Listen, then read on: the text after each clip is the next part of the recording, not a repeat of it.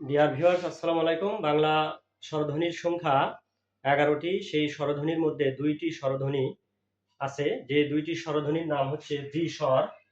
দ্বিস্বর মানে ২টা স্বর যুক্ত হয়ে একটি স্বরের উচ্চারণ হয়, অথবা যুগ্ম স্বরধ্বনি মানে জোড়া স্বরধ্বনি। জোড়া মানে ২টা মিলে থাকবে, অথবা স্বরজ্ঞাপক বর্ণ।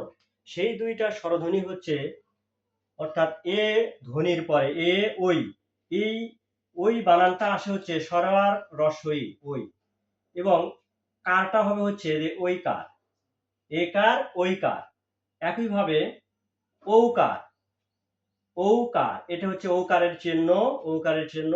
তো এইটা, এই ঔকারটা আমরা দুই ভাবে এর মানে ভাঙা যায়। একটা হচ্ছে স্বর রস্ব ঔ, আর একটা হচ্ছে ও রস্ব ঔ। দুইটা ভাবে করা যাবে, দুইটা ভাবে করা যাবে। এই রস্বটা ঠিক থাকবে স্বর রস্ব, আবার আই রিপিট, স্বর রস্ব ঔ, ও রস্ব ঔ।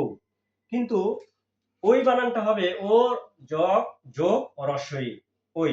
এবং এই শব্দটা, যেমন এই যে ঔকার বানানে আমরা যেমন নৌকা বানান করছি, এর ভেতরে আছে, অর্থাৎ এই নৌকা বানানের মধ্যে আমরা যদি বিশ্লেষণ করি, প্রথমে বর্ণের উচ্চারণ হবে, তারপরে এই দুটার উচ্চারণ হবে স্বরে অ রস্ব উ।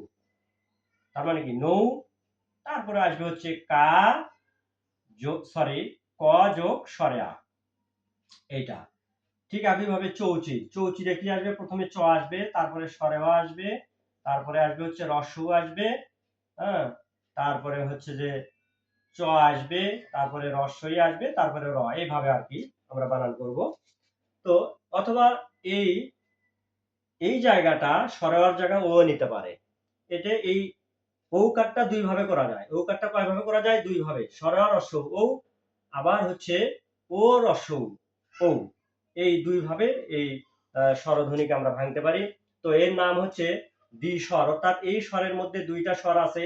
একার ঐকারের মধ্যে আছে স্বরে অ রস্বই, আবার ও ঔকার, ঔকারের মধ্যে দুইটা আছে স্বরে অ রস্ব ঔ, অথবা ও রস্ব ঔ। আশা করি বুঝতে পেরেছেন। কিন্তু যৌগিক স্বরধ্বনির সংখ্যা কিন্তু 25টি, এটা আমাদের মাথায় রাখতে হবে। যৌগিক স্বরধ্বনির সংখ্যা 25টি মাথায় রাখতে হবে। আর যৌগিক স্বরধ্বনি নয়, এদের নাম হচ্ছে দ্বিস্বর, মানে দুইটা স্বর যুক্ত থাকে। যুগ্ম স্বরধ্বনি মানে জয়েন্ট, দুইটা করে স্বরধ্বনি যুক্ত থাকবে, এই যে দুইটা করে স্বর রস্বই, দুইটা স্বর রস্ব ও, অথবা ও রস্ব ও। এই জন্য এর নাম হচ্ছে যুগ্ম স্বরধ্বনি অথবা স্বরব্যাপক বর্ণ।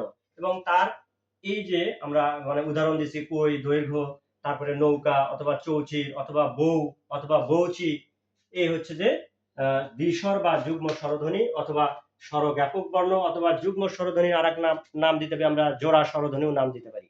আশা করি বুঝতে পেরেছেন। ধন্যবাদ সবাইকে। আসসালামু আলাইকুম।